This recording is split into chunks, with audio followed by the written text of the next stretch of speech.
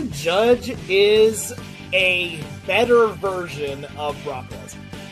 What is something you love as much as the Charmin Bears love wiping? As an opposing fan, you'd probably see his face and want to sock him between the cracks.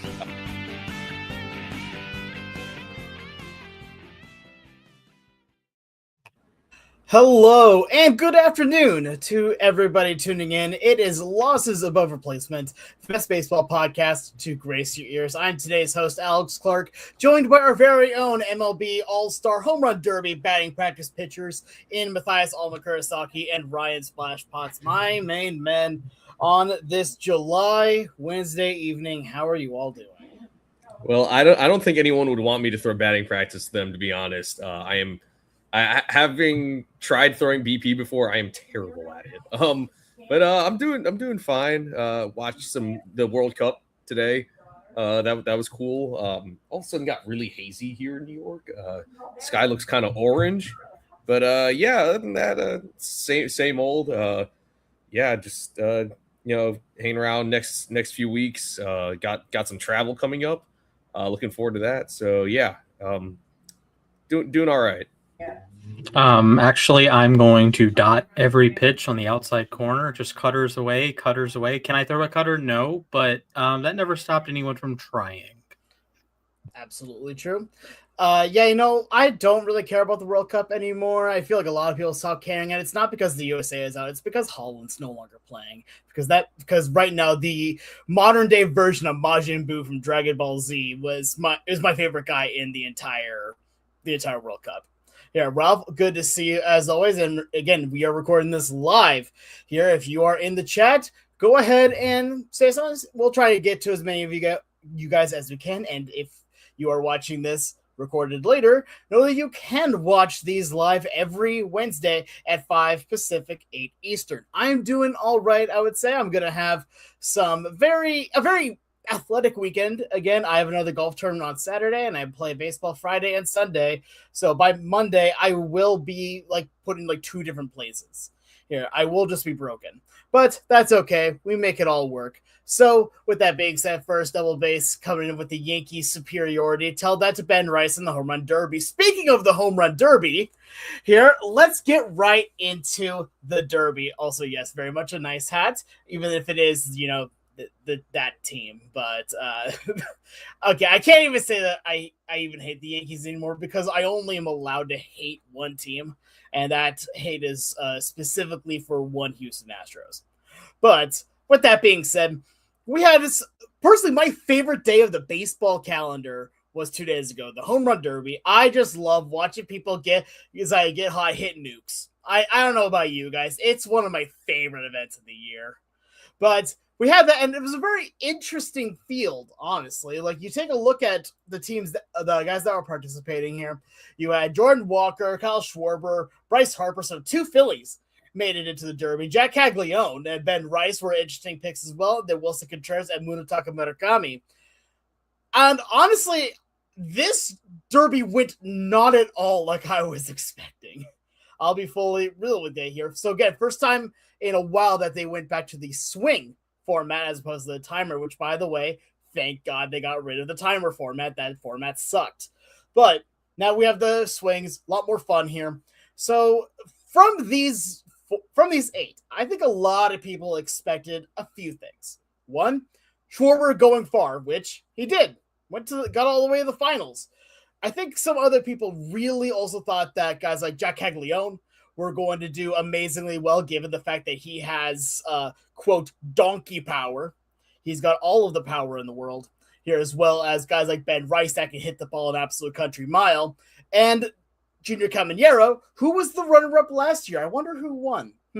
But with all that being said here, the guy that ended up winning the Derby was Jordan Walker. Jordan Walker put together what I legitimately will think in that last stretch, one of the most impressive bits of Home Run Derby clutch performance that I have seen. And I don't mean that as the best overall performance, because there's a different other ways you can go with that term. But in the last 10 swings that Jordan Walker had, he erased a massive deficit from Kyle Schwarber, who, being the hometown guy here, hometown guy, I guess is the best way to describe it. He plays for the Phillies, and Phillies fans love him.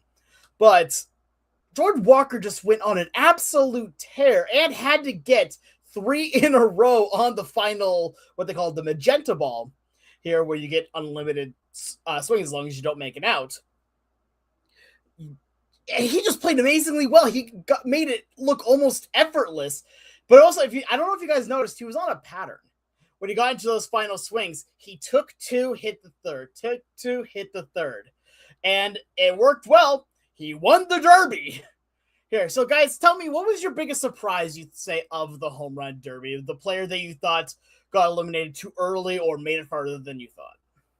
Well, I mean, my thought was it was going to be Junior Caminero winning, and I thought Jack Caglione was going to make the final 2. Caglione, honestly, he didn't have a bad round. He just got going a little too late.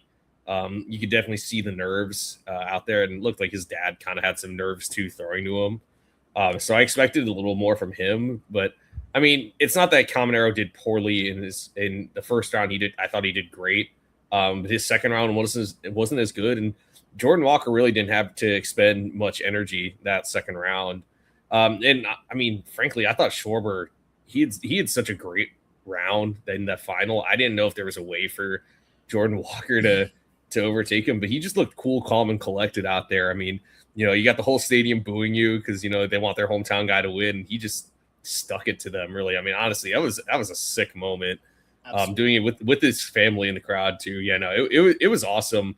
I mean, that was a sick rally because most of these guys were not hitting it out on their final swing, and he just kept on going. So yeah, it was pretty cool to see that. Really happy for Jordan. He's only 24 too, so this is a guy who's having a true breakout season, and I feel like that just adds to it. And really, I am curious to see how he does in the second half now, because I know people always wonder what's the home run derby going to do to your swing.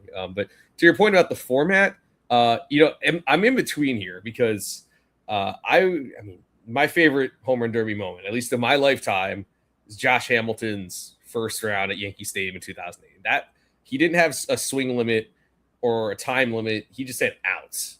I still kind of miss that format where it was outs, 10 outs, and then the total carries over into the second round. I kind of miss that a little bit, but I think this is not a bad compromise. I mean, I was skeptical at first. I'm not going to lie. Not that I was a huge fan of the clock, but I was like, all right, they're only doing swings, not outs. I mean, personally, I preferred the outs, but I think it went about as well as MLB wanted it to go. I mean, you got this dramatic finish. You got a hometown guy in the final. So I say this was a big win for the game. And I'm expecting this format to return going forward. Yeah, it was a big win for everyone besides those who don't have Netflix. So there's that. That baseball was a questionable decision. I agree. Keeping one of your centerpiece events. Next thing we know, the All-Star Game is going to be on Peacock, and the World Series is going to be on Telemundo.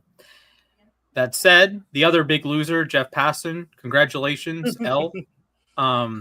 At least he owned up to it. Yeah, he owned it. He did own up to it at the end. But I admittedly the swings format or the outs format in old derbies, it really ratchets up the tension in that final round when Walker is making that comeback and the moment can breathe. It's like a game-winning drive in the NFL. It's not inevitable, but when Tom Brady has the ball on the 30-yard line with a minute to go, you think it's going to happen, right? And it's like, okay, Jordan Walker, he's making plays. He gets a first down here, gets a first down there. And, that's one reason why football has its allure of these late game heroics, right? While some other sports are more like one moment, like a buzzer beater or the match that took place in Atlanta that I will not be discussing further because it makes me want to jump off a bridge. Anyways, I really appreciated how the tension really built up in the final round, and it gave a climax to a long evening, but a wonderful evening. And congratulations to Jordan Walker. He was the top prospect, the heir apparent, everything you could want as a Cardinal, and it didn't work for a couple years. They sent him down. He moved positions. He struggled. He did this, that, the other. But you could always see on the Baseball Savant page, this guy hits the snot out of the baseball. And now he's got it figured out. He's having a great season. He was an all-star for the first time. He's won a home run derby. And I do want to make one broader point that you see Walker, you see Caglione, you see Rice, to a lesser degree Murakami, you see Caminero. What do these guys have in common? They're young players. Now, Murakami's different because he was a veteran in Japan, but Cags, Rice, Caminero, Walker, they're all on their, I'm going to call it rookie contracts. They're still in arbitration. They're still pre-arbitration. They're before their free agency deals. Harper's on a free agency deal. Kyle Schwarber just signed one in the offseason. Contreras has signed one. Murakami, again, is different. And Jordan Walker comes in and wins the home run derby and basically gets a 500% pay raise. Like, exactly. Just like doubles his money for the year. And this is like a talking point about Pete Alonso when he won the derby, at least the first time, if not both times. And I think that's cool. And I think perhaps the home run derby can have a focus more towards the younger demographic. With all due respect to Harper and Schwarber, this is not a shot at them. Maybe it's more of like a rising stars showcase, like the NBA is. And the dunk contest has lost a lot of its luster because you have Mac McClung, with all due respect to Mac McClung. Great dunker, not a popular guy by any means. But with baseball, you can have these young all-stars. You can have, Bobby Witt was an all-star this year. He's in his, younger 20s. He's on extension, so that throws a wrench in that. Drake Baldwin's in his second year. He just won Rookie of the Year. Nick Kurtz just won Rookie of the Year last year. You have a lot of young stars that are playing at this elite level and can hit home runs in front of the people and, double their money in their second or third year or whatever. So I think that's an interesting wrinkle that perhaps they explore more through the years. I can see that. I personally am not the biggest fan of limiting it to just like newcomers here or younger players, although I do definitely agree that they're the ones who need it the most here. Because, for one thing, the prize money, the winner of it, Jordan Walker, receives $1 million, which, like you said, big pay raise just right there, big bonus. More than his annual salary, yeah. Exactly. Whereas the runner-up, Kyle Schwarber, making $500K is what, 1/20th, 1/40th of what he's making this year? Something like that. And then of course third through eighth place each win $150K.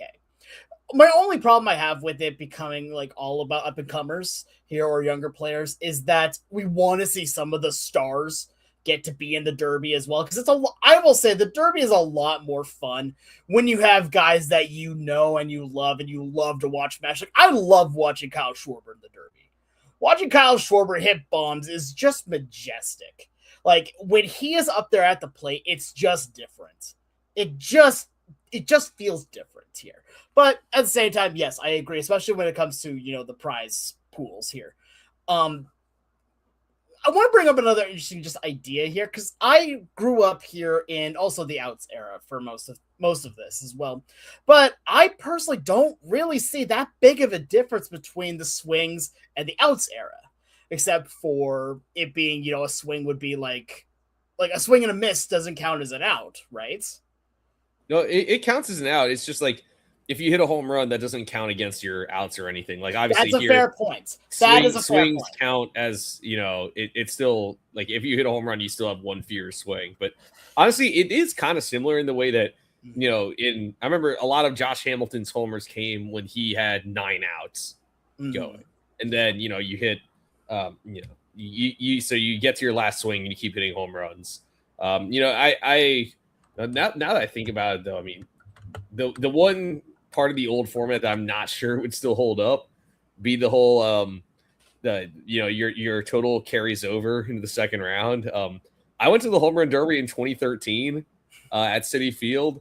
Yoenis Cespedes hit enough home runs in the first round, or he didn't even have to bat in the second round. It was. I mean, when you're built differently, I get it. Yeah. So I mean, that part is kind of goofy, and they would probably get rid of that. But I mean, I kind of miss the outs, like I said. But this is about as close as you're going to get to it. So I think it's a decent middle ground at least. Yeah. Yeah, I think MLB did a good job here. Like I said earlier, I was skeptical, but I think they proved me wrong.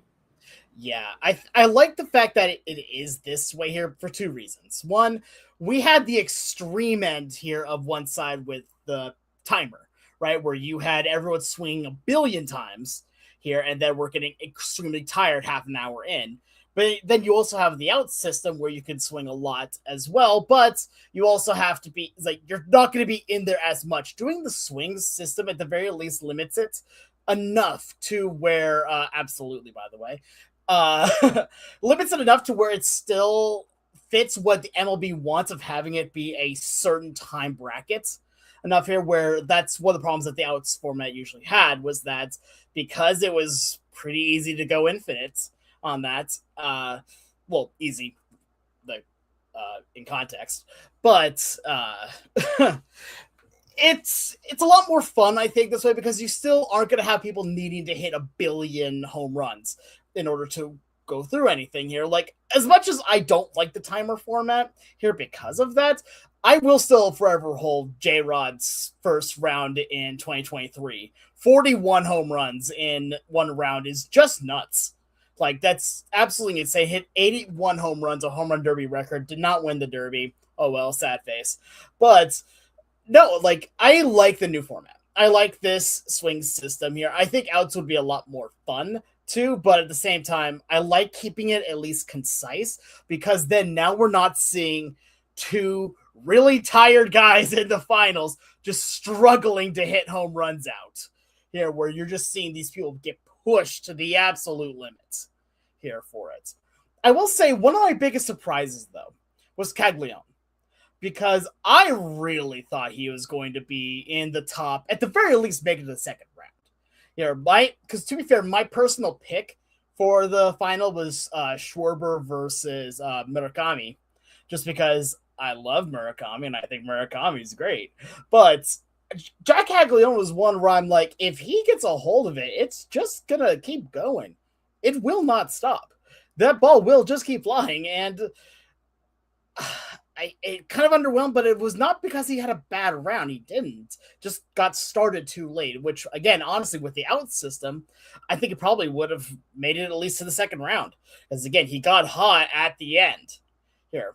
One last other surprise I want to bring up here was Contreras having an absolutely incredible first round where I thought legitimately watching him go the way that he was, that he was just going to win it all because he hit a ball almost 500 feet. Like, what are we doing here? That is absolutely incredible. By the way, 500 feet is about as far as Jazz Chisholm hit his entire Derby record, by the way. So, yeah, Ben Rice at least cleared that. Thankfully, but to be fair, it's still really funny to think that you combine both Jazz Chisholm and Ben Rice's home runs from their two derbies, and you don't even get almost anybody in one round in the last couple derbies. Anyway, that's a different story altogether. I think Ralph asks a good question here. What team would win a home run derby? Their entire starting lineup. Honestly, I gotta say here, I want to say it's gonna be the Dodgers. I think the Dodgers have incredible power. Okay, are we saying like fully healthy? Because fully healthy, yeah, I think it's the Yankees actually. Yankees were my second. Because you get with Rice, Judge, Stanton, Jazz, Bellinger, like there are a lot of power hitters in that lineup. So, and a lot of guys who hit the ball in the air. So I think that's my pick. Fair enough. Can I interest you in the Seattle Mariners as well with Julio Rodriguez, Cal Raleigh, Luke Raley, Randy Rosarena, who's been in the Derby multiple times? Like, I think I know who Splash is going to say. Well, aware of who Splash is going to say here. I'm giving it time to let him continue doing his face because I know he really enjoys it. All right, Splash. The Chicago White Sox, baby. Yep, I was thinking I can see it. Yeah, I can see the White Sox. Yeah. Let Murakami win all of the home runs. You got Murakami, you got Montgomery, you have Miguel Vargas, you have Sam Antonacci would win a hit by pitch derby. So yeah, he would have to compete really hard with both Ty France and Randy Rosarena though. That's true. And Tim LaCastro. True. Also very, very true. Also and Mark Canna and I think Xander Thompson, no. Disagreed. Anyway, he will bounce back in the second half. He's going to be great. Consider if Dylan Lee is throwing to them, maybe they won't get hit by a pitch. Maybe he does have the I record just for most. throw Austin Adams on the mound. He'd hit like 40 guys. I mean, That'll do it. Along those or lines. Jason Kendall, have him standing there. Alternative. I've heard of a bunt derby. I've seen that in, I think, Korea. Yeah. What would be the worst derby to watch?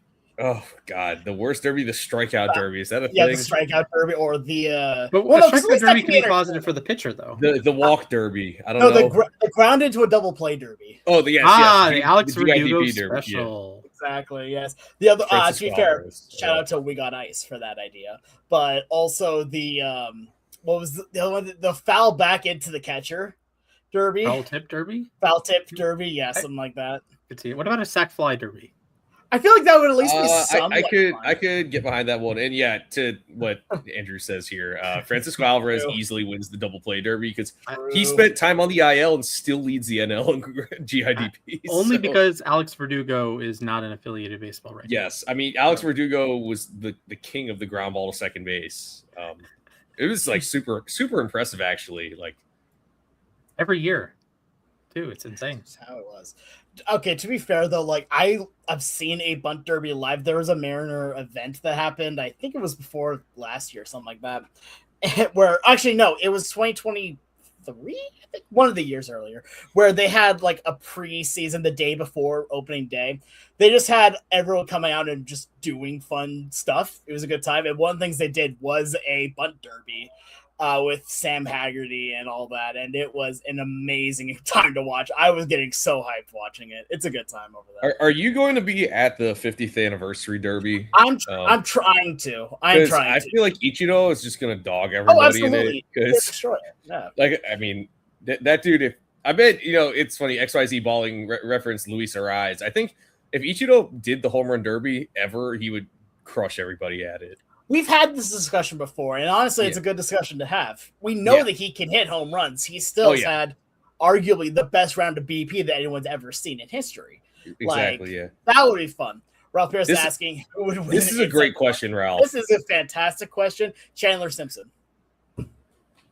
Yeah, either Chandler Simpson or if we brought Billy Hamilton out of retirement. True. Billy Hamilton.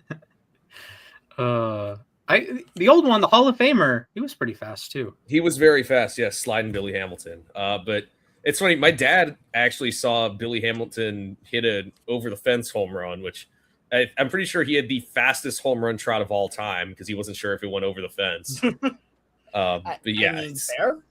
When you're not used to hitting home runs, your trot may take a little less time because you're not sure if it actually. Yeah, the opposite of Bartolo Colon's home run trot. Okay, actually, I'll one up you. Junior Camanero's home run trot in the Dominican League. I'll one up on all that as well. David Ortiz's home run trot. That guy just walked around. Mac, I will let you do the ultimate one up here. Go ahead.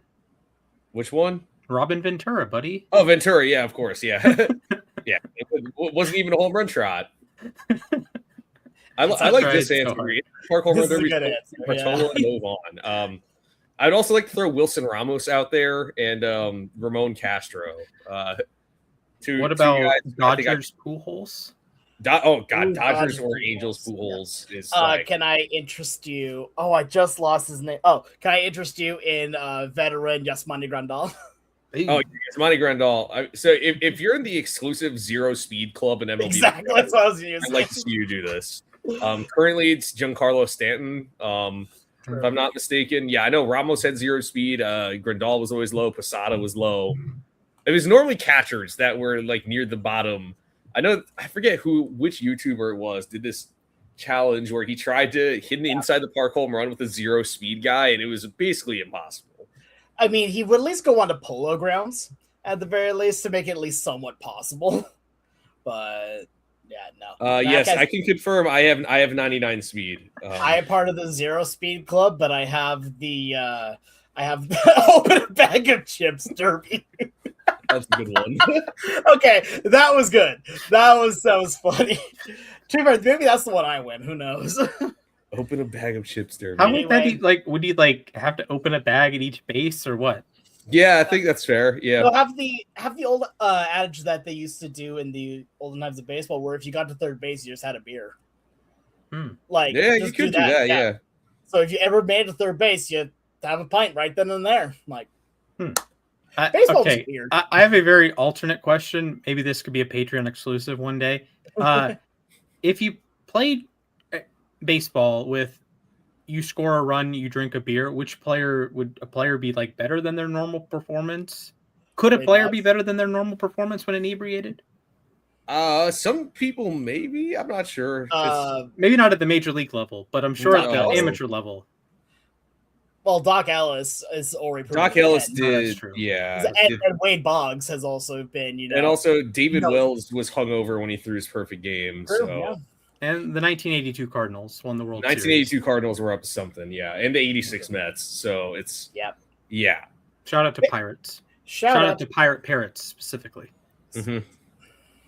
Anyway, let's move on to the All-Star game itself, which was one of the most interesting games. I hesitate saying that because legitimately, interesting in what way? I mean, yeah, it was honestly watching it a bit boring. Like, it's being nice, yeah.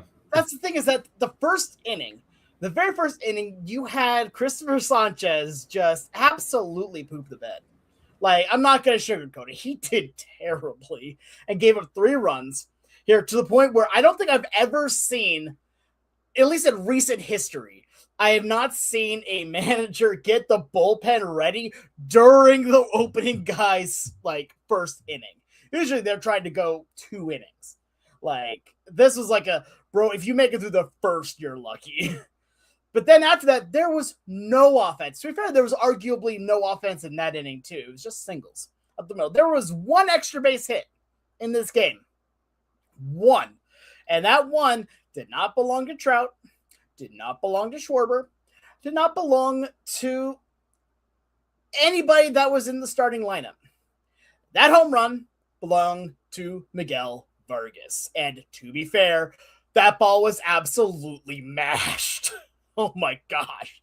That ball was tatered. Yeah, I'm happy for Miguel Vargas, man. You see that picture of him when he got traded to the White Sox, and he looked so miserable at the end of that game in Oakland. It's like, yeah, how do you go from the being on the Dodgers, you're best team ever, to being on the White Sox? But now he's balling out.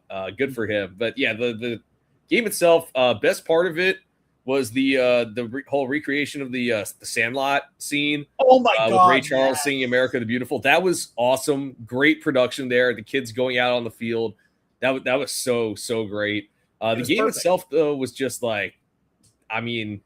it's tough. Because a lot of the All-Star games in every sport kind of fall flat. The NBA one is just nobody playing defense or whatever. The MLB one, the pitchers are going out there trying to get the other guy out. It's not like they're going to go out there and throw batting practice. And the AL pitchers were just dialed in. And the NL pitchers, for the most part, outside of Christopher Sanchez, also looked pretty good on the mound. Yeah. So we did get to see some cool stuff in that respect. But yeah, really, it was kind of I don't know how to describe it other than it was kind of a snooze fest. But Juan Soto did get a hit. And Rosarena. Exactly. Rosarena got hit in the 9th inning. But the NL only had 2 base. I'm pretty sure through the first 6 innings they had Soto's hit and 1 walk. It was just not much going on. I'm going to again point out it is a travesty that Major League Baseball took the All-Star game away from Atlanta in 2021. It is very disrespectful to Henry Aaron, one of the 5 most important people in the history of baseball, and you're going to disrespect him. That doesn't fly. That's not cool. Rob Manfred, you can eat my shorts. With that said, the baseball All-Star game occupies a weird spot because baseball is one sport you can't tone down, right? Football, you can tone down the contact. You can literally play flag football that they do nowadays. In previous iterations, it was more of a glorified flag football game. Basketball, again, you can tone down the defense and focus more on the shooting and the acrobatic dunks and whatnot. But baseball, Christopher Sanchez is not going to go out there throwing 80, right? He's not going to go out there throwing 75. He's not going to go lollipop it in. He's going to throw his stuff. Maybe it's not 100%. Maybe he's not going to throw 102, although I believe Derek Skubal threw 102 last year in a one-inning outing. So guys can pump it up in one-inning outings, and in general, your pitchers are going to be better when they're asked to throw 10 or 12 pitches as opposed to 30 like Christopher Sanchez did, or 100 that Sanchez or another starter would have in a full outing. Well, hitters, you only get one at bat against the guy, and that's the hardest thing to do. This is the classic James Wood has faced more batters than Ted Williams. As great as Ted Williams was, he's facing, a half integrated, half not integrated American League, only the American League besides the 1946 World Series, which was before integration. And he only, faced 400 batters over about 20 years. James Wood has faced about 450 pitchers in, 2.5 years. When you have batters coming to face the pitcher for the first time, and most of them are not going to be super familiar with that opposing pitcher. Maybe you faced him once or twice, maybe you were, league mates at one point, so you faced him maybe a little bit more often. But how many times has, say, Matt Olson faced Cam Schlittler? Or pick a player on the National League side. How many times has he faced Schlittler? I know Schlittler didn't pitch, but Sanchez. How many times has Bobby Witt faced Christopher Sanchez? How many times has Randy Rosarena faced Christopher Sanchez? Not too many times. So that can really, to me, depress offense. And that's why some baseball all-star games can be super exciting, but some can be drab, pitching oriented affairs. And yes, the pitchers are important, but we're there to watch the best hitters in baseball do their thing. And, yesterday was, a little bit in the first, but none of that was like crazy. There's no big home runs, nothing really getting you going in the first. It was just Christopher Sanchez not being able to get out of the inning.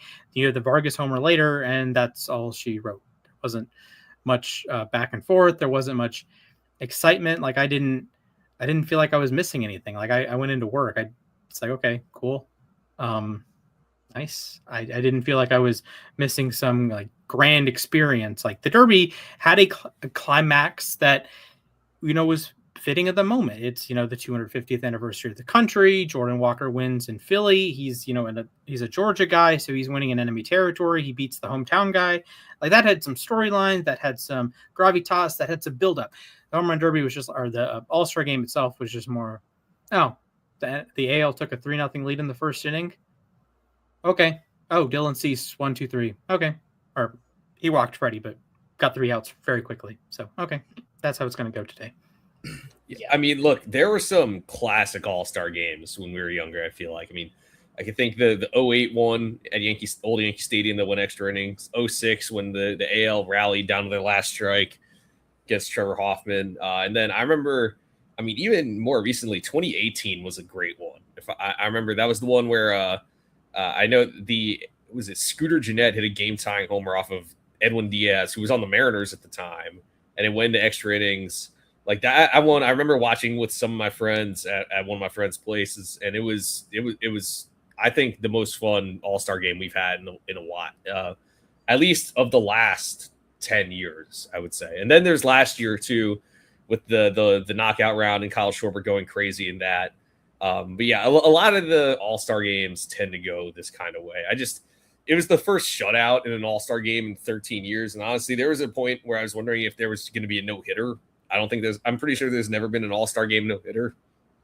But I do appreciate that the managers on both sides try to get everybody into the game, or at least everyone that was active. Like, yesterday, John Schneider brought Brian Baker in to get that last out. And he also got to reunite with his old battery mate, Adley Rutschman. Look at that.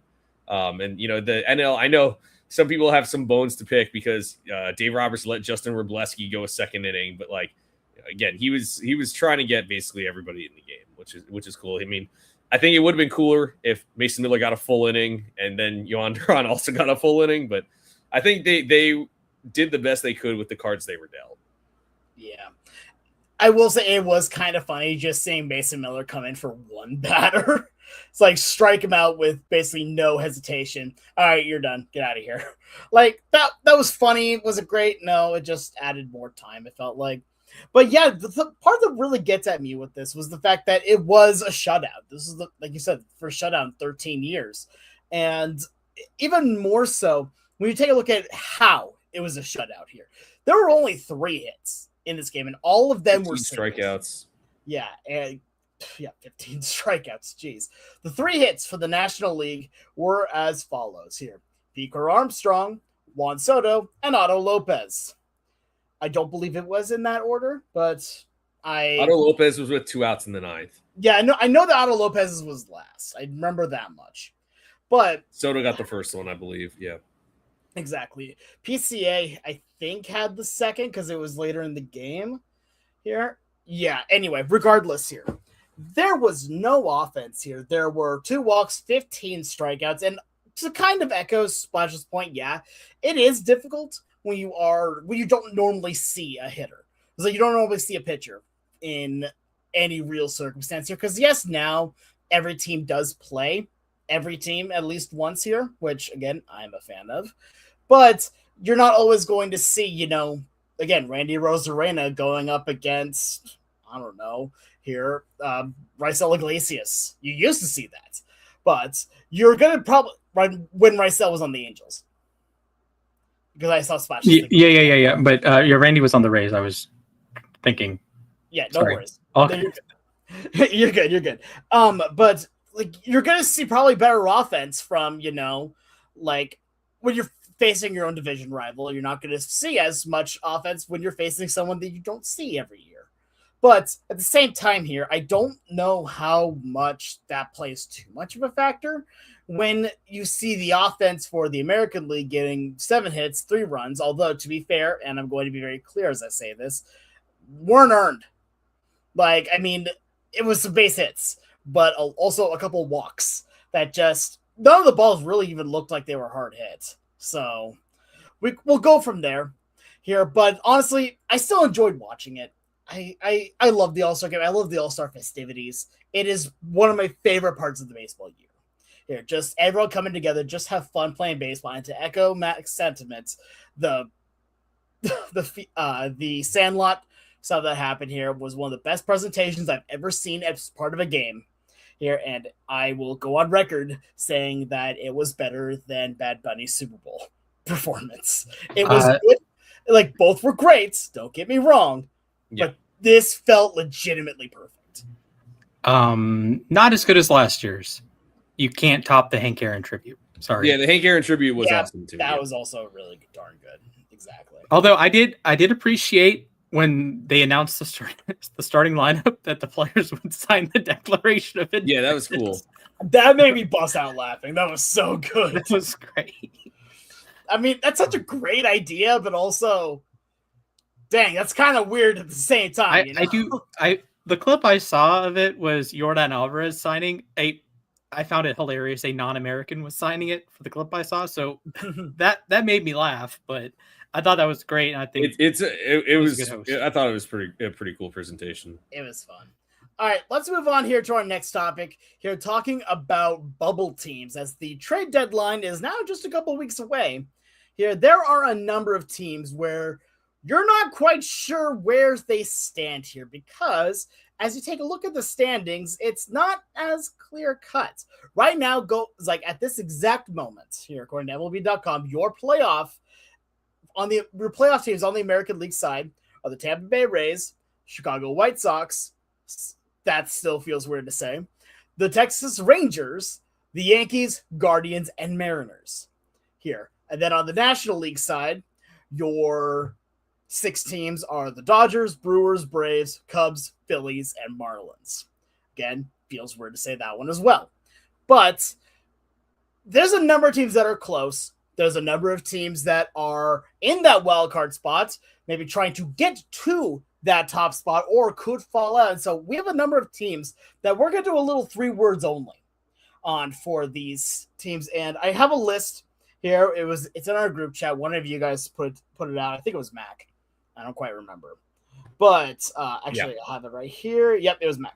So we're just going to go team by team here. Just a quick 3 words only on, do we think that they are going to be buyers, sellers, Do we not know? Is there going to be something that they're going to be going directly for?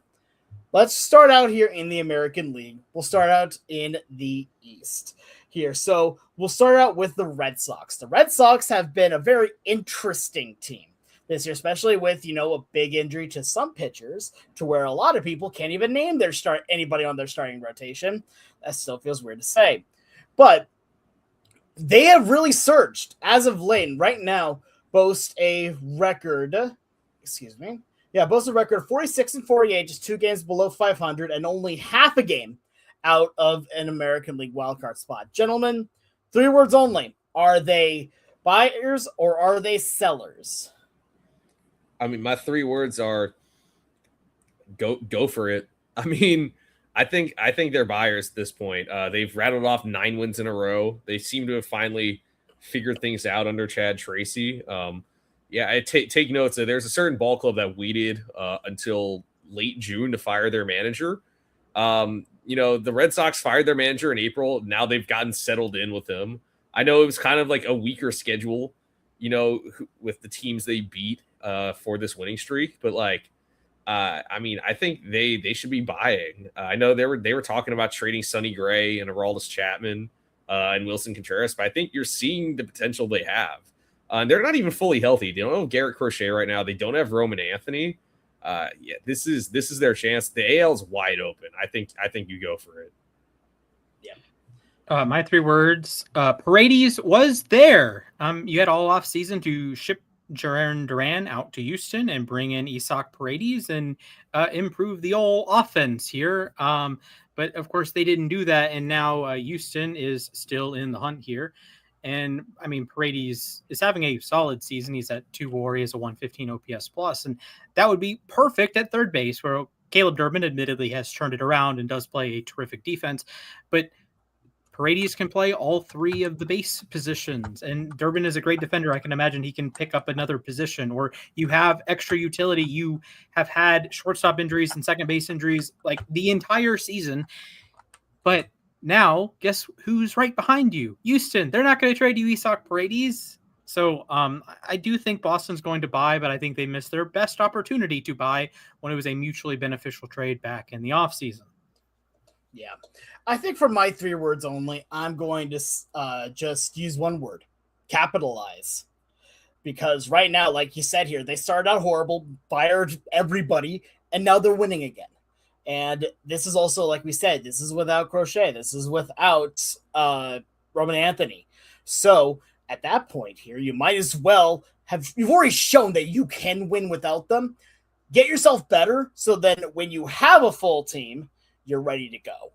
Because right now, the only real threat you have right now, the Yankees are right now by record-wise best team not by record-wise. They are the second best team in the American League behind the Rays, and there's a very real chance you could have just 2 teams from the American League East. This is a very, very, I'm not going to say weak American League, but it's a wide open American League. Let's go over here to the Central, in which I am going to pick on the Twins. The Twins are in such a weird state right now. You go back last year where they sold everybody and their mother, unless her name was Myra Buxton and Joe Ryan, were sold at the deadline here. And now in 2026, this is a couple of weeks away from the deadline, you see the Twins right now at 48-49 here. They're actually tied with the Mariners for that last wild card spot. Gentlemen, for the Minnesota Twins, I'll go first with this one here. And my 3 words are, sorry, card declined. What do you have right now to make work? I don't think that this is going to continue here. Because honestly, right now, I'm seeing that the Detroit Tigers are starting to figure some things out here. The White Sox are playing out of their mind. The Guardians already hold a spot currently. Honestly, I don't think they have enough in the bank in order to make it work here. Because right now, if you are the if you're the Twins right now, you're close. You are very, very close. But I don't know how much longer it's going to last, because are you really relying on just, a pitching staff to make it through that far? My three words are 2017 again? Question mark. In 2017, the Twins were kind of in the same spot. They started buying, and then they went on a losing streak and ended up selling, and then somehow backed into the last wild card spot. I don't think this team is really that good. Byron Buxton's on the IL right now. Joe Ryan is their most attractive trade piece, I would say, but at the same time, you could trade him and get a haul back. But if you're still in that spot where you're, via tiebreaker, I guess. So you're even with the Mariners in overall record. If you get to the trade deadline and you're still only a game out, if you trade Joe Ryan, that could just destroy any chance you have here. So they're in a weird spot. I think they do trade off some guys. The tough part is they don't have a lot of great trade chips. I don't think they definitely don't trade Taj Bradley. I'll tell you that much. Maybe they try to get a taker on Bailey Ober. But yeah, it's a really weird spot for them to be in. They're not trading Byron Buxton, so they're in an awkward spot. And I wouldn't be surprised if it's something strange where they sort of sell but somehow end up in the playoffs. My three words are Buck stops here. Your best player's on the injured list. You don't know how long he's going to be out with his injured past. We'll say that. And you're 2.5 weeks away from the trade deadline. So you're in a goofy spot. Yeah, you're tied for a playoff spot. That's great. But how much will change in the next 50 games of the season? Quite a bit. I don't anticipate Minnesota holding on. I don't anticipate them moving many pieces. Like Max said, they don't really have pieces to move, and they don't really have pieces to trade. You don't want to trade like Walker Jenkins, your number one pick, or your number one prospect. Although I will say it would be interesting if they were the team that swooped in and got like Tarek Skubal or something. Not happening, but that would be pretty outlandish. But I think you're just stuck in an unfortunate situation. You have overperformed, at least for my money. I thought they would be the last place team in the AL Central. They are third. They've been a lot better than the Royals and a little bit better than the Tigers, but I don't think this is a particularly good team. I don't think they're going to be much of a playoff threat. I don't think they're going to win 80 games. Going here to XYZ Ball and talk about the Giants. Why? Anyway, moving on here to the American League. Sorry, buddy, but the Giants are in the same spot as the Mets right now. Yeah, 41-55 record. Yeah, that's really all we need to say. I think we know what direction they're going in. No, it's rude. Sure, why not? Anyway, American League West here. We're going to talk about the Astros because the American League West is in a very weird position right now with the Texas Rangers leading the division. The Seattle Mariners are currently hold the third wild card, 6th seed here. And then Houston is only 1.5 games back of Seattle here on this. So, gentlemen, Astros, buying, selling, splash. My words for the Astros. You're not going to believe this. Duran was there. What part of the Astros sucks? This is hilarious. Well, offensively, what part of the Astros sucks? It's not the infield with Christian Walker, who is like a borderline all-star, Jeremy Pena, who's really good, and Isaac Paredes, so I just shipped out of town. It's not Yordan Alvarez. He's the best hitter in the world right now. It's the outfield. As of now, the leaders at these positions, Joey Loberfito, he's in AAA. He stinks at the major league level. Jake Myers, he's in AAA. He stinks at the major league level. And Cam Smith, the prized prospect of the Kyle Tucker Hall, sucks. Well, he's below average. Who, I wonder, used to be an all-star and even won all-star game MVP, who may or may not swing a tennis racket. Jarren Duran would be perfect in Houston. He can run around. He can hit little chop shots into the Crawford boxes the other way. He's very fast. I would imagine he can get plenty of doubles and triples in let's say a weird arrangement in the outfield at Daikin Park. I still have to think about it before I say blurt out Minute Maid.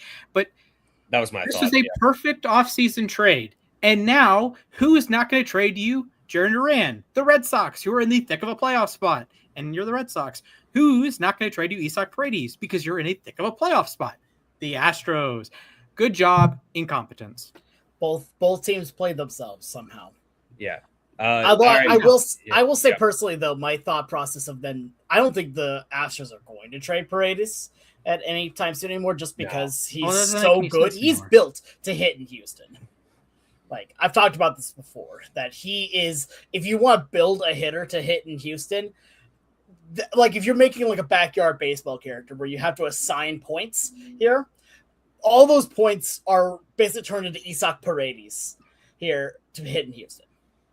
And I do want to point out the real downfall of the Houston team, ironically enough, is starting pitching. It started with the bullpen. Yeah. The bullpen was atrocious, but Josh Hader has come back and shoved his nuts in everyone's face. So congratulations to that, Brian Abreu. Bye-bye. But yeah, the rotation stinks. You don't know what you're getting out of Imai start to start. You know, Kaiwei Tang had an ERA about 4.5. Lance McCullers, he just got shipped out of town. Arrighetti, you know, hang the banner. He was pitcher of the month, but he has a FIP over 5. Mike Burrows leads the league in losses, -1 WAR. He has he has an ERA of 6. Peter Lambert's been pretty good, so congrats there. Hunter Brown, he's only made 7 starts, so maybe you improve slightly with Brown making more starts, but woof. Yeah, my 3 words are not for sale though. They're not selling, guys. Unfortunately, the American League West in particular made this mistake of letting the Astros hang in the race. You had your opportunity to put them away. Look at this now. They're right there in the race. They're only 3 games back of the Rangers for the division lead. I think the move today to trade McCullers was just a salary dump. It does not indicate that they are selling. I think they're going to be aggressive at the trade deadline. They know that they have a talented roster and they know what they need to fix, which is that starting rotation. And yes, to your point, Splash, the outfield, I don't know what the heck happened. But yeah, I think the Astros are going to be aggressive. They want to get back to the postseason. And I don't really see a reason why they can't leapfrog some of these teams ahead of them. So here's my thought process. And again, sounds like, oh yeah, Mariner fan doesn't want the Astros to win. Here's my reasoning on things here. And this is me being honest here on this. Astros stand pat. Because here's the thing. I think overall they're not going to do anything because this is a weird year for them. Because you have an amazing starting rotation when they are playing at their highest. Here, especially when you are right now down on Hunter Brown. Here, you have even good bullpen pitching. You've got some good arms back there, and your infield is pretty darn solid. Here, the problem is again the health of your starting pitching and your outfield. To which right now, at this point, you're good enough to make it, but you know that the pieces that you need are in your hands. They just aren't usable right now. So at this point, I don't think you sell, because if you sell, then you're giving up on years going up later here, especially say next year. But if you try to buy now, I don't know if they have enough firepower to make it here to win the division, because legitimately, and again, call me the homer here, I don't think we've seen the best of the AL West this year so far. I think that the Mariners have severely underplayed how good they can be. I think the Rangers have overplayed a little bit here, and I think the Athletics are one big tear away from somehow finding their way back into a wild card situation. Yes, they are at 41-55. Shout out to the Giants. But when Morokai hits 8 homers in wild card series, right now, the White Sox wouldn't even be playing in the wild card series because they'd somehow be the 2 seed. We are living in a simulation. That's amazing. But regardless here, I think right now the best thing for the Astros is to not do anything. You're not punting this year either. You're understanding that you have assets. You have a lot of good assets, but your assets aren't available at the moment. Wait until your assets are available, then reassess for 2027. If we have baseball in 2027. With that being said, okay, I do have a question for you. Yeah. Over under 0.5 Rangers pitch in the postseason, including Ronher Suarez. So, are you saying that to basically just ask, are the Rangers going to make the playoffs, or are you going to say the Rangers are going to sell? And then no, also including Ranger Suarez. Oh, I see. So basically, Boston or Texas, do either of them make the playoffs? I'm gonna go over. I think one of them makes it. I think one of them is going to make it, but Okay. I think Boston has the best chance of the two, though. Okay. Personally. All right, moving on here to the National League. We're going to respect Texas. They can hit again. It's unbelievable. They can actually hit. They can't pitch anymore, but they can hit. All they had to do was get rid of Adolis Garcia. That's weird. Yeah. And get rid of Andrew McCutcheon, too. Braves farmhand. And Jonah Heim, unfortunately. And Jonah Heim, right. Oh, another former Brave. Yeah, wow, actually, now that I think about it, Yeah, fair enough. He's been cooking with the A's a little bit. Yeah, he has been. All right, I'm going to start out here. We're going to basically kind of snake draft it here with the NL West. We're going to talk about the Dodgers. No, we're going to bring up here the Arizona Diamondbacks because this is really weird talking about the Giants. Well, the Giants got 41-55. Selling, I think, is the name of the game anyway. Probably. Over under on number of arrays that's in the National League West come August 10th. No. Regardless. Here. I don't know what to do if you're the Diamondbacks. Because right now you're 49-47. Here, just at today, which you get 2 games above 500, solid. But you're also 2 games back of a wild card spot. And you are constantly playing the Dodgers, who are playing, again, like Dodger baseball at this point. And you also have the Padres, who are right at 500. I think for the Diamondbacks, my 3 words are going to be go all in. Just do it. Make some plays to get to the playoffs. You've shown that you can really succeed when you actually make the playoffs. Solidify that pitching staff. Get a little bit of hitting. You can do this. I believe in you. I secretly really like the Diamondbacks. I don't know. I don't know anybody that honestly really hates them aside from people in the National League West. Is it because of their closer? No, it used to be. No, actually, I've always just liked because also I have a number of friends that are Diamondbacks fans. And then also I liked them because Randy Johnson. But fair enough anyway. All right. Next up. My 3 words are what's it for? Unfortunately, in the National League West, if you're not the Dodgers, I have a hard time convincing myself that my team should be buying at the deadline or like buying aggressively. That is, I think even if say the Diamondbacks catch the Marlins or they catch the Cardinals, whoever ends up being that last wild card spot, I don't know if I don't see them making a deep run. That's the thing is that in 2023, you saw how talented they could be because the reason their record ended up being so underwhelming, like they only won 83 games, is that they hit a terrible skid in the summer, but they were a very good team in the first half. So we knew they were talented. But like this year, I mean, there isn't a ton to get excited about, if I'm being honest. Eduardo Rodriguez is having this great year, 2.2 ERA, but his FIP is 4.1. He has a below average strikeout rate, a below average walk rate. So I don't know how sustainable that is. Paul Sewald has 22 saves, yes, but his ERA is over 4. You got Corbin Carroll, who's he's solid, maybe not quite Corbin Carroll-like, but he's been fine. Gabriel Moreno has been solid too, but Ketel Marte hasn't been himself this year. Ildemaro Vargas completely fell off after that great April. Geraldo Perdomo hasn't been great. Nolan Arenado has slowed down. It's just not a great roster, in my opinion. And I don't know if there are enough moves they can make to the point where they are competing to try to win the pennant this year. So I'm not really sure what the point of them going all in would be. Right. My 3 words are throw it bin, as opposed as a play on throw it in. Throw it bin as in throw it Corbin. Corbin Burns, in this case, not Corbin Carroll, had a setback. He is one of 17 million pitchers for the Diamondbacks who are on the IL. And unlike the Dodgers, they don't have the depth to deal with that. Yes, Erod has been great, as Mac outlined, but the underlying metrics, not so kind. Zach Ellen, he's on the IL. Ryan Nelson, he's on the IL.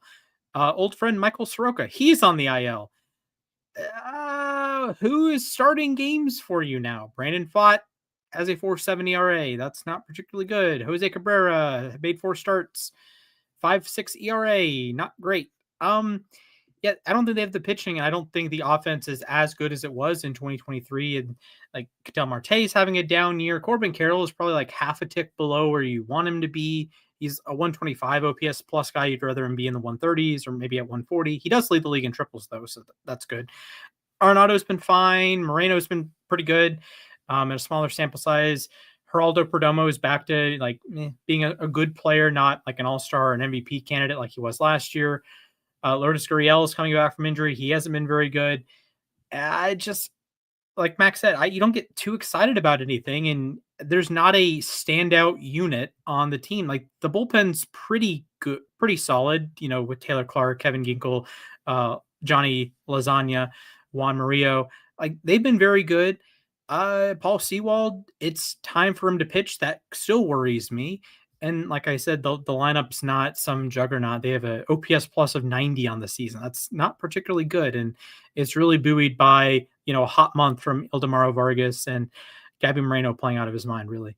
So I don't love what I see from Arizona. I would take my chances if I'm San Diego, because at least San Diego knows if we have the lead through 6 innings, we are winning the baseball game. Arizona can't say that. Yeah, that's fair. I will always root for my boy Paul Sewald, though, because in the wise words of everybody in the Seattle Mariners, it is time for Paul Sewald to pitch. Anyway, move on here to the National League Central, and let's talk about the Cardinals. The Cardinals are playing very interesting baseball. As of late, they also just had Jordan Walker win the Home Run Derby. Congratulations again to him. But right now, they are 1 game out of a wild card spot, and according to notes, about 9 games back in the division. So right now, the division's pretty well tightly held by the Brewers. So what are the 3 words for the Cardinals? My 3 words are card stand pat. I don't really see them making a lot of moves, if I'm being honest, because this is not this is a very young roster, especially on the offensive side of things, and they're getting great results out of their younger players. I mean, in particular, obviously Jordan Walker, like we were talking about earlier, but Ivan Herrera has been nice this year. JJ Weatherholt is in the conversation for Rookie of the Year. Alec Burleson's been pretty good too. I mean, I think that there isn't a lot to complain about on the offensive side of things. Plus, like Lars Nootbaar, if he's healthy, like he's giving you another good bat. The pitching side, obviously you'd like to get more out of Liberatore. I think Dustin May slowly figured things out. So I'm looking at this roster, and it's not like, obviously they're not better than the Dodgers, but I think overall it's just like a solid group, but it's such a young group where you don't really want to trade anybody. And I know I mentioned him earlier in the year, but at this point, I don't think they trade Riley O'Brien, who would probably be their most attractive trade chip. And they probably don't trade Jojo Romero either. So they don't have a lot to offer when it comes to trading guys away or selling guys. But at the same time, I'm not sure they're a team necessarily where you try to go for it this season. They're a year ahead of schedule. Yeah, that's going to be my 3 words. Not this year. Similar to the Nationals, if we talk about the Nationals, it's a very young team. Only 1 player over the age of 30 has taken a plate appearance for them this season. That's Ramon Urias. Everyone else is below 30, at least as of June 30th. That's pretty insane. I don't know how common that is, but your young core, Mason Wynn, JJ Weatherholt, Jordan Walker, of course, like you're not, I don't think you're necessarily supplementing that. Alec Burleson, Silver Slugger last year. Ivan Herrera has been excellent this year. I don't necessarily think you're supplementing that. I think you are, waiting to see who is the next Jordan Walker. Does Mason Wynn take a step to being an above average player? Can he have like a 2022 Dansby Swanson type of season? Who knows? Or Brandon Crawford, that 1 year that he got MVP votes. Is Ivan Herrera going to be even better? Is JJ Weatherholt, does he have another step to go as a hitter? Does Jordan Walker, heaven forbid, does he have another step to go as a hitter? He's been excellent, but does he have another, ceiling to break through? Lars Nootbaar has been back recently. It's a really fun team. I wouldn't, fiddle with it this year. Maybe they can sneak into the playoffs and, cause some havoc. I don't trust, frankly, Ryan Stanek he stinks. He is a 4.66 ERA, even higher FIP. Riley O'Brien has cooled off a little bit from his hot start. He's still good. Justin Brule has been solid. Jojo Romero has been solid. George Soriano has been solid. I have my concerns with the pitching.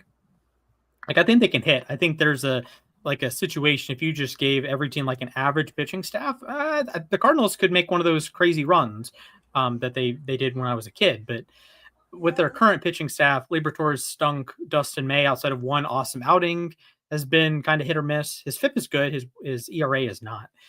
So there's some concerns, not for the long term, but for this year. I'm not necessarily backing them to like win anything, but I think they're in a good position moving forward. Yeah.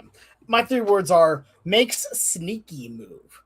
I think that there's going to be like one trade that they're going to make here that is for like just a prospect. It may just be like a prospect for prospect trade, something like that. But it's going to be one that people are going to look back on and be like, huh, that was a good move for them. I just think that they're going to make 1 to 2 trades before the deadline here. They're not going to full out sell. They're not going to buy, but they're going to, shall we say, power up a little bit for 2027, getting maybe just a couple pieces that could help them in that run here overall. All right, taking a look here at now the NL East here, and this team, I'm actually going to go a little bit off script here. I'm going to say the Marlins, because they do currently hold the last NL wildcard and have an amazing 52-45 record here, which honestly, I don't think any of us had that at all on our bingo cards, being 7 games above 500 at this point in the season. So, gentlemen, they are a bubble team. What are your 3 words about them for the rest of the season? All right, 3 words. Now's the time. If there is a year for the Fish to buy, it's now. I'm not necessarily saying push all your chips in, like mortgage the farm, whatever. But they should be buyers. This is a team that had a strong second half last year, got off to a slow start this year, but they've been clicking. I know they got swept by Cleveland to end the first half, but they're still only 4 back of first place in the East, and they've never won the division in their team's history, which is crazy because they have 2 World Series titles. But if there was ever a year for them to break through, it's this year. So I think they try to be aggressive, specifically upgrading their starting pitching, because it frankly has been kind of inconsistent. Outside of Max Meyer, it's been a lot of question marks, and the bullpen. They need help in the bullpen. Pete Fairbanks has not been good this year, so I say they go for it. I'd be much more confident in the Marlins than I am in the Nationals. Right. My 3 words are add some power. The Marlins are pretty good at, getting on base. They have some quality hitters. Otto Lopez leads the majors in hits, leads the majors in doubles, leads the majors in batting average. They run the bases very well. They have 4 different players with at least 13 steals. But the power, no one's on pace for even 25 home runs. Liam Hicks has 13. I don't think he's a 25 home run guy. Heriberto Hernandez is, pacing well, but again, he's not, leading the universe in some power department. So if I'm the Marlins and I'm that front office, I am calling around. If I'm Peter Bendix, I'm calling around and asking for your disgruntled power hitter. I'm not saying they would move for Byron Buxton and Yordan Alvarez is off the table, but imagine if you had a Giancarlo Stanton type bat in the middle of the lineup to drive in Lopez, to drive in Marcy, to drive in these more station to station or put the ball in play types. Yeah, that's great. Esteury Ruiz has 20 steals this season. He has 24 runs scored. He's actually been a really good hitter. I can't believe that. But you have a lot of talent, especially in the middle of the infield with Edwards and Lopez. But I think you just need a little bit more oomph to put them over. Connor Norby stunk at first base. You're getting an 82 OPS plus out of first base. That's not too good. Marcy is a 76 OPS plus in center. That's not good either. You have a good lineup. Bolster it with some power. Yeah, I'm going to agree with Splash here. My 3 words are drive-in Fish. Again, you're good at getting on base. You've got to get a little better about getting some extra bases to driving them in. Otto Lopez is doing the hard work for you. You just gotta keep it going. You gotta keep it moving. And I love a team that has good contact, right? I love a team that's just gonna have good at bat after good at bat after good at bat. But at some point, you need to have the power to drive in those runs here, because the more left on base, those I almost like to count those as negative runs, because those are runs, especially when you had those people on second or third, they were this close to coming in to score, and you could not drive them in. You need some power on some of these teams. I'm not saying you go out and get a 3 true outcome type guy, but maybe one isn't that bad. Maybe go and get someone that's good at getting gap to gap power type stuff like that, because at least just some guys that can get some more extra base hits. That's the main thing I think the team needs. But let us know what you guys think. What is a bubble team that you think should be absolutely going for it? And what teams do you think should just absolutely throw in the towel? Sell everyone, sell everything. Let us know here either on the live stream today, or let us know on Twitter or on YouTube. But now it's time for everyone's favorite segment. It is trivia time. And for trivia today, we hand things off to one Mr. Splash. Yep. Ding dong, bum bum bum bum bum bum. Yeah. We're playing Jackpot. This is a game on the Snapback Sports app, so shout out to them. It's a great app. I love playing it. This is going to be you guys work together. Mac and Alex. It's not the Mac versus Alex Cup. It's the Mac and Alex work together to get a high score in this game. We are a baseball podcast. I will allow you to answer the non-baseball questions if you would like. If you would not like, you don't have to. So for those who have not played Jackpot or who are unfamiliar, you can check out the stream, and I have the necessary information for each specific sport. But for each sport, you are given a team. So in this case, the Miami Dolphins. You were given a position, in this case, the quarterback position, and you were given a year, in this case, 2006, for the NFL, the NBA, MLB, NHL, and the World Cup. I don't think you guys will be naming Canadian goalkeepers today, with all due respect. Probably not. Nope. Yeah. Figured as much. So my high score is 32. Can you beat 32 working together? I still don't think I understand how this game works. I'm just gonna. So in this case, for example, if it was United States goalkeeper 2026 World Cup, you could say Matt Freese, and that would be a correct answer. And then I would replace that line with the next set of questions. So it's a randomized wheel. Okay. Now I get more it. than just this. And in case you're worried, the NFL one is just skill positions, so you don't have to name like defensive players. You're not naming offensive linemen. It's just quarterbacks, running backs, receivers, and tight ends. So, all right, Mac, I gotta tell you this right now. I maybe will know some football ones. I don't know anything about hockey or NBA. Hockey's or a weakness. All right. Okay. Are you ready? I get it. Yeah. Right. I think I understand it. Yeah. So we're just I will keep read going it out until we lose. Yes, I will read it out for the podcast audience. They're naming a quarterback for the 2006 Miami Dolphins, a guard for the 13-14 Boston Celtics, an infielder for the 2025 Los Angeles Angels, a forward for the 2006-7 Calgary Flames, and a goalkeeper for the 2026 Canadian World Cup roster. So, fellas, I think I know where you're going to start, but yeah, let's go there then. We'll do the Angels infielder in 2025, Zach Neto.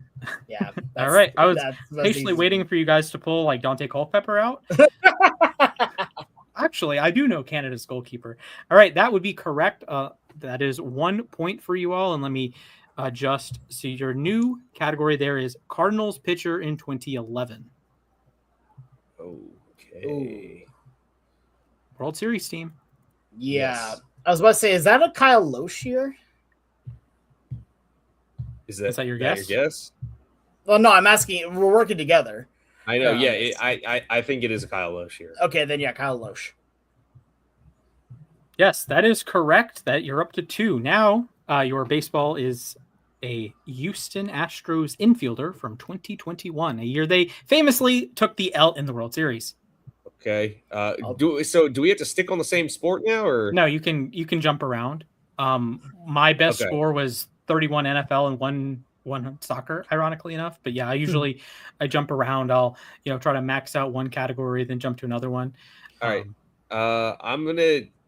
I could jump around here, like House of Pain. Jump around. Yeah, I'll stick with baseball for the time being. Then I'll just say Carlos Correa. Sure, Carlos Correa. I was gonna It's say his time. It's your time. Carlos Correa is a correct answer.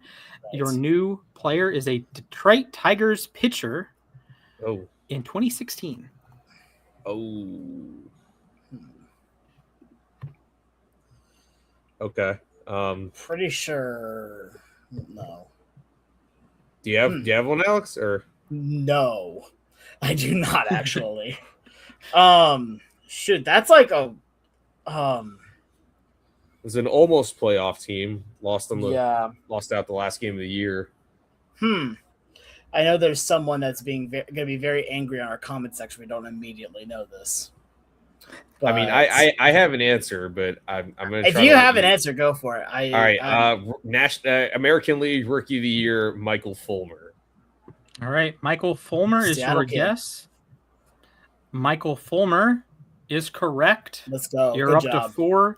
You must now, if you wish to continue in baseball, you must now name an Orioles infielder from the 2023 season. Oh. Okay. 2023 infielder. Wouldn't that be Ryan Mountcastle? I'd like to concur there. Ryan Mountcastle is correct. Nice. You're up to 5. And Alex, we head to your neck of the woods for a Mariners outfielder in 2011. Oh God, that was a terrible year. I saw the Mariners play in person that year. They were not very good. Yeah, that was that was a year. That was one of the years of all time. Was Ichiro traded in 2010 or was it in 2011? He was traded in 2012. 2012, so then 2011 is Ichiro then. All right. Yeah, it was his last full season. Ichiro is correct. You're up to 6. Now you must go to just about the opposite neck of the woods. You must name an outfielder for the 2006 New York Yankees. Oh, I got my man Hideki Matsui. Yep, Hideki Matsui, Godzilla. If I could spell Matsui, that would be great. Hideki Matsui is correct. You're up to 7. Congratulations. Now, we may have talked about a player who fit this team earlier, a 2008 Texas Rangers outfielder. Oh, yeah. Oh, Milton Bradley. Yeah, he led the American League in OPS Plus that season. That would be correct. Yeah. Now, a little bit more difficult. The All-Star game. Perhaps a little bit more difficult. 2016 Diamondbacks pitcher. Oh, go! Ooh. I got a good one here, but go for it. Shelby Miller. Let's go. That was the year he was infamous. Oh my God, that was. Yep. Braves legend, Braves All-Star. Cursed, man. So, yeah. We will stick in the desert. 2022 Arizona Diamondbacks infielder. And again, you can jump to a different sport if you wish. Pick up a point or two. This is a baseball podcast, though. So. I mean, yes, but if you want to bump up your score, you can choose a different sport. Yeah. Alex, do you want to guess here? Or... Isn't this just Ketel Marte? Are we going to throw a Marte Parte? He was the second. I think he played in the infield. He also played in the outfield. I can't remember if he played second base that year. That's the thing, is that he was playing center field at one point. But that's the thing, is that he is still known as a utility, infielder and outfielder. Okay, question for eligibility purposes though. How many games do you have to? Do you just have to play one game? Or? Yeah, you just have to appear. All right, then I think Ketel Marte's acceptable answer. All right, that is correct. You are up to 10. All right. And you will stay in the NL West for a Colorado Rockies outfielder in the year of our Lord 2023. Okay. I believe this guy was still active. Chuck Nasty. Yeah. Charlie Blackmon. The thing is, did he ever actually play in the outfield? That is correct. Yeah, he did. And we're going to, again, stay in the NL West. Yeah. This app needs to be better about randomizing teams. 2009 Arizona Diamondbacks pitcher. Oh. I have an answer here, but I'll see. Yeah. My answer for this one, wouldn't this be... Why am I blanking? Oh no. Oh my gosh, I'm blanking the two names that have come to my wait a minute. Brandon Webb, was he was Arizona? Oh, was that his last year? I think that was the last. He started like one game and got injured, and that was it. Right. I'd like to say that's a valid answer then, right? I also want to say, when did Randy leave? After the 08, because 09 he finished his career with the Giants. Okay. Is Brandon Webb your final answer? Sure. What was the answer that you had, Mac? I was either going to say Brandon Webb or Dan Herron. Okay, yeah. Dan Herron, I know for sure, was on the Diamondbacks that year. So, which one would you like to go with? Let's go with Herron to be safe. Yeah, Dan Herron. Yeah, all right, Dan Herron, Dan the man. He was a good pitcher for quite a long time. That is correct. You were up to 12. Nice. All right. I kind of want to look up to see if Randy was actually on that. 2017. Yeah, he was on the Giants that year. Oh, sorry, not Randy. Sorry, Webb. Yeah. All right. 2017 Toronto Blue Jays infielder. Okay, that was not a good team, but I can answer here because I know this guy, if I'm not mistaken, started the All-Star game. Mariners legend Justin Smoke. Justin Smoke. Do you want Smoke the on smoke? The water? That is correct. You're up to a lucky 13. Nice. We move to Pittsburgh 2021 Pirates infielder.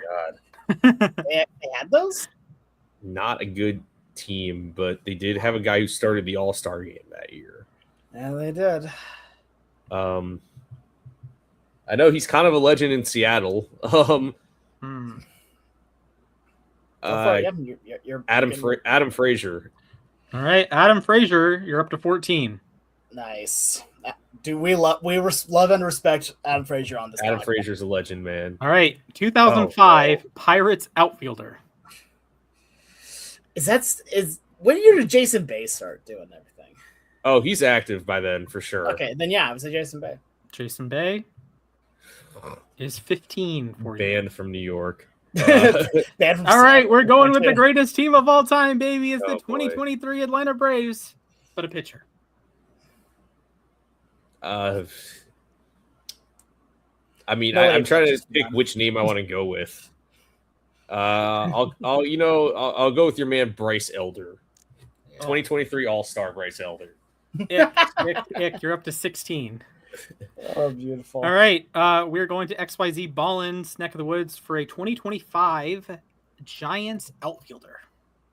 Ooh, this is Jung Lee, right? Yeah, it is Jung-Hoo Lee. Hit with the young hooligans. That is correct. You're up to 17. Next up, a very bad baseball team, the 2019 Baltimore Orioles. You got to name a pitcher, not a belly itcher. They only had belly itchers. They didn't have pitchers. Yeah, they didn't believe in pitchers that year, man. Oh my gosh, I'm trying to remember anything about this. I think I have an answer here. Michael Givens. Michael. Ooh, that was not the name I was expecting, but that's a name right there. How do you? Is what? It's with a Y. NY. Okay. Yeah, Mike. Michael Givens is correct. Nice, good That's ball. legend. We go to a World Series winner, the 2010 San Francisco Giants. Ooh. Does infield count for like catcher as well? Not that I know of. I do not believe so. Okay. No, I would not try it. Okay, so then Brendan Belt does though, right? I don't know if Brandon Belt was up yet, dude. Was he? Okay. Let's see. I'm trying to think of, who's the. I thought he was. I know the man who won World Series MVP was an infielder, so. Go for it then. Edgar Renteria. My guy. Edgar Renteria, former Brave. That is correct. Mhm. You're up to 19. And now, not the famous unit on this squad, but a unit, one of the units of all time, the 2017 Twins pitching staff. Oh, Irvin Santana started the wild card game, so. Mm-hmm. He used to follow me on Twitter. You're up Nice. to 20. He used to follow me too. All right, we head back to the Steel City, Pittsburgh Pirates infielder for the 2012 season. Ooh. Oh. I'd like to say Neil Walker was in the majors by then. So Neil Walker. Neil Walker It's fine with me. is correct. You're up to 21. Okay, we stick actually in the same general area. Giants infielder, but 2011. Oh, there's an easy answer here we can go with. Kung Fu Panda. All right. I'm always down for Kung Fu Pablo Panda. Sandoval is a correct answer. You're up to 22. The tension is ratcheting up. You're trying to name me a Colorado Rockies outfielder from the 2025 season. Oh, They had those? Yeah, Yes, they actually. did. If you wouldn't believe it. Yeah.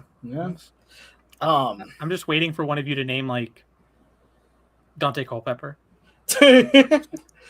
For the Miami one. Yeah. I believe Jerome McGinley was on Calgary in 2007. Okay.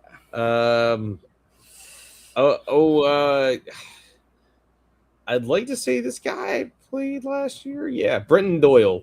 Brenton Doyle. Oh yeah. That would be correct. You're up to 23. Oh, all right, boy. this is a blast from the past. A 2005 Dodgers outfielder. Okay, now this is the first time I'm not feeling so good about something. Is this an I know that he's on this team later. I don't know when he joined the team. Yeah, this may be a little early then, but Andre Ethier? I don't think Ethier was up yet. Okay, yeah, this is actually a difficult one. That's actually tough. Yeah, wow. I saw the Dodgers play in the playoffs the next year, but I think there were some different players on that team. Oh man. I think this guy was on the Dodgers by that point, but I'm not exactly sure. I think JD Drew was on the Dodgers in 05. All right, is that your final answer? Yes. Yeah. JD Drew is correct. You're up to nice 24. Nice pull. You advance to the 2012 Colorado Rockies pitching staff. God, that team was terrible. Oh God. Did that team still have Sergio Romo on it? That guy was on the Giants. Oh, I just heard Giants. My bad. Okay. Nah, he's on the Rockies. I think. Is this too early? Is this too late for Ubaldo? He got traded the summer before, so don't think so. I'd like to say Rafael Betancourt was their closer that year. So, all right, is that your final answer? I'd like to guess him. Yeah. All right, Rafael Betancourt is correct. 25. All right, so we're I getting think that closer. was a Jamie Moyer year too. Oh yes, it was. All right, last year. Cleveland infielder 2025. J-Ram. Yeah, it's an easy Actually, one. let's go with a more fun answer then. Here in infielder last year, let's go with my boy Kyle Manzardo.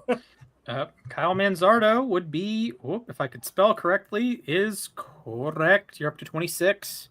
All right, so we're almost at your mark is 32, right? Yes, 32. All right, great. Back to a team that really disappointed me in the playoffs, the 2020 Atlanta Braves. Chop it up. Okay, I'm trying to. Mark Melanson. Mark Melanson, or as he was belovedly known as Melancon. That is correct. You're up to 27. We're going to another World Series winner. It's actually the same one we talked about earlier, the 2010 San Francisco Giants. Ooh. Who do they have in the outfield? I got one here. Is this I just Hang on, I'm going with whatever you want to say here. But was he with was Randy Wynn with them still this time? Nah, that year I know he was a Yankee at one point. Oh, okay. Gotcha. So what do you got then? The one guy I remember from their outfield is Andres Torres. Ended up on the Mets like 2 years later. All right, Andres Torres, final answer? Yes, Andres Torres. All right, you're up to 28. All right, we're almost there. All When we right. get to 30, I think we just say we win at that point. Like we won the trivia. All right, especially because I gave you two answers. Thank you. The Angels infielder 2021.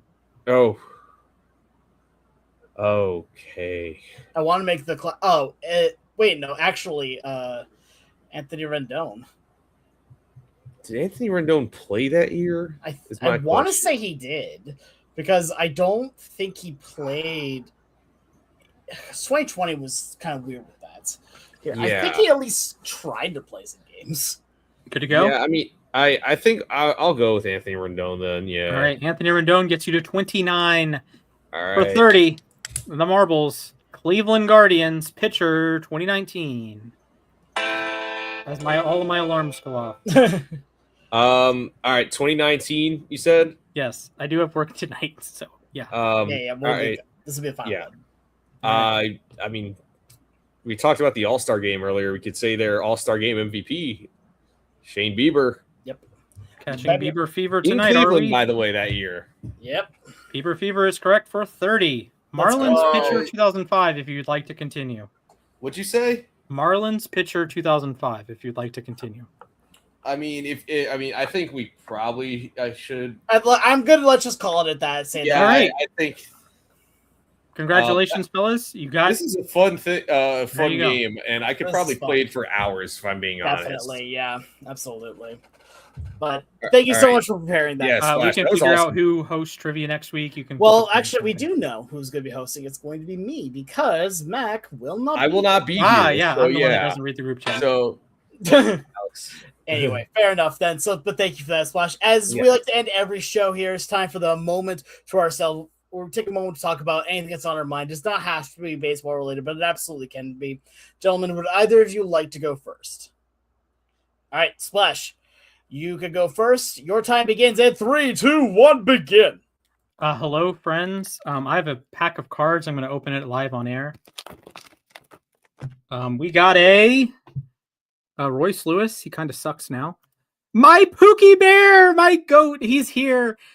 I want him to pitch this season so bad. It's such a shame that he got injured. My goat, Spencer Schwellenbach. All right, we got a 3-4 here. We got Cal Raleigh, Aaron Judge, and Junior Caminero. All right, okay. We have a Alex Bregman. Boston, you probably should have retained him, you idiots.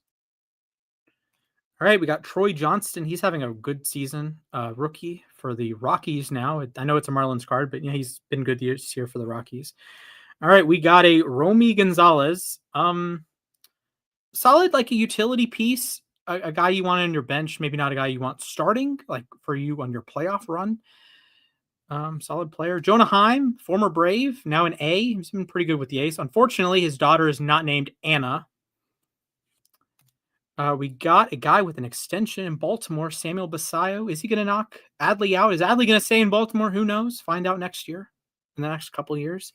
All right, we got Marcel Meyer. He's been, I don't want to say baseball players, like if you make it to the majors, you're not really a bust, but he's kind of underperformed relative to the prospect pedigree he entered with.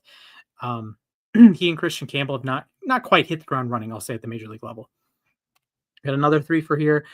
It's the same one as, it's RBI this time with Cal, Aaron Judge, and Pasquatch.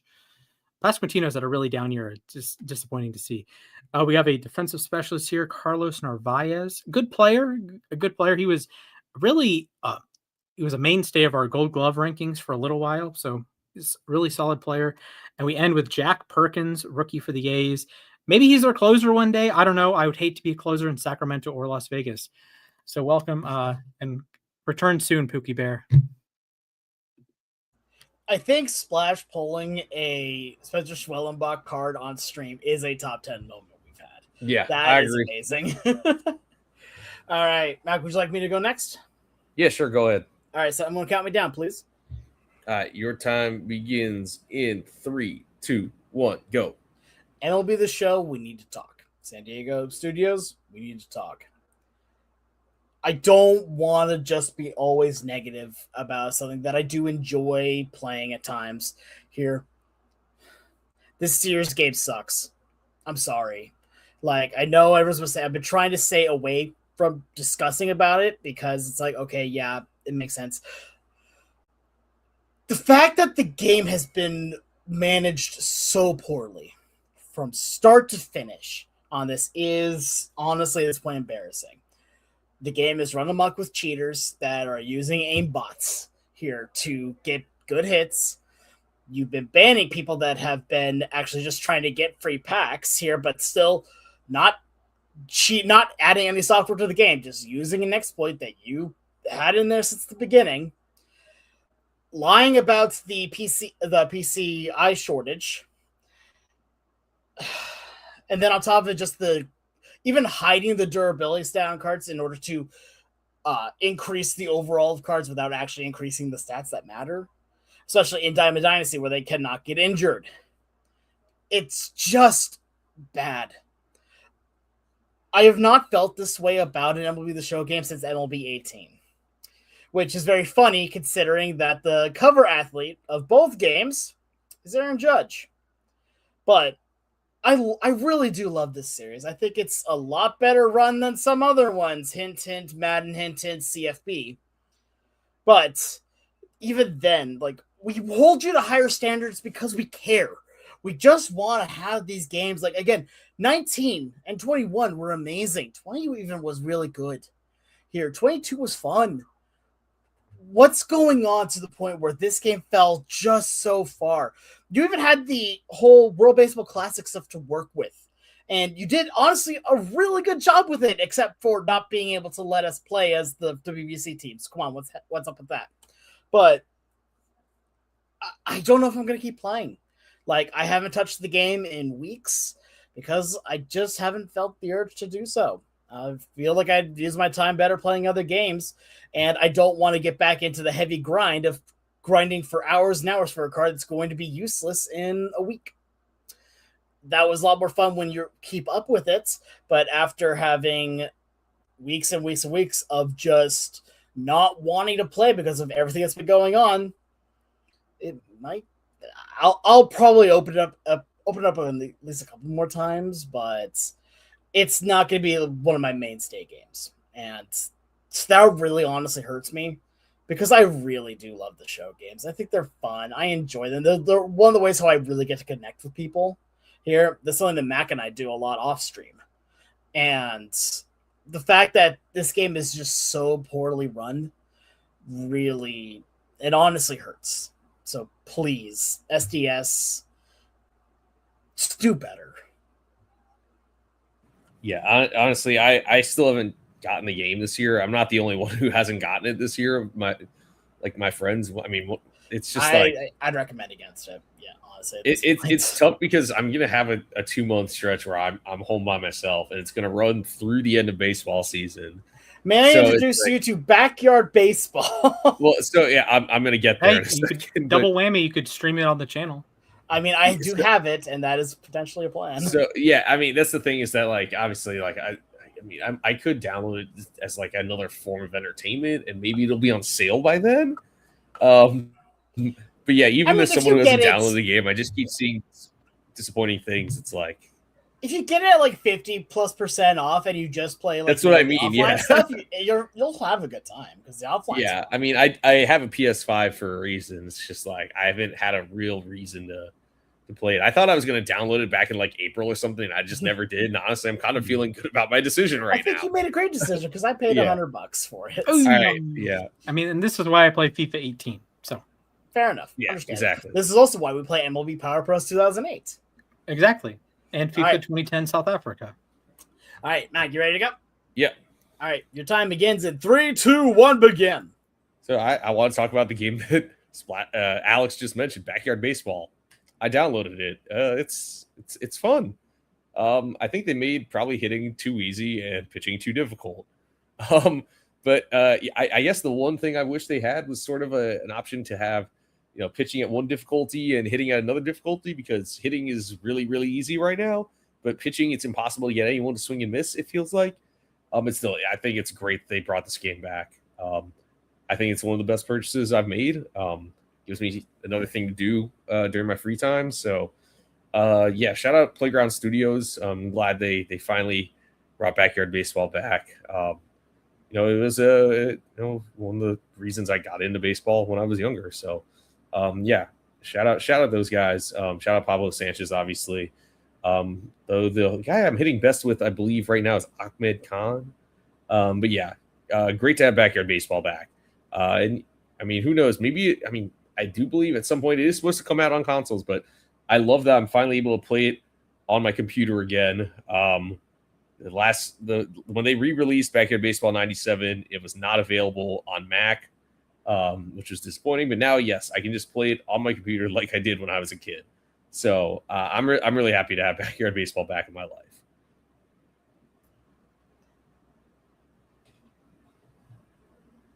I think right now Pete Wheeler is somehow my power hitter. Dude, like spot. Wheels is the man. He's great. Yeah, no, like He's my lineup player. My lineup right now, the top three are Pete Wheeler, Pablo Sanchez, and then I decided to make a created me just for funsies because I want. I haven't yet, but I'm considering it. Yeah, they play well. I'll tell you that played well. Sure, and also 100% agree. Hitting is too easy and pitching is too hard. Pitching is really difficult, actually. It's impossible to honestly pitch good in the game. I can't wait. I'm trying to go through the season so I can unlock the hardest difficulty because maybe at that point I might stop beating people by double-digit runs. Yeah, exactly.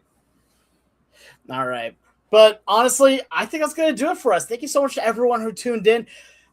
Make sure that if you enjoyed this, go ahead and give us a subscribe on YouTube. Like the video, like the stream itself here. It helps out a lot more than you know. Go ahead and give us a recommendation on Spotify. We love having the 5-star reviews because we want more people to be able to see us here. And also we enjoy your feedback. If you have other questions for us, be sure to hit us up on Twitter at LAR_baseball. You can also find us individually on Twitter, me at the Sports Guy 242, at Mac at Mathias_A_K, and Splash at Mrs. Splashman 19. But from all of us here at Lost is Above Replacement, thank you so much to everyone for tuning in. Have a great rest of your night. Stay safe. I hope to see you all real soon. Thank you.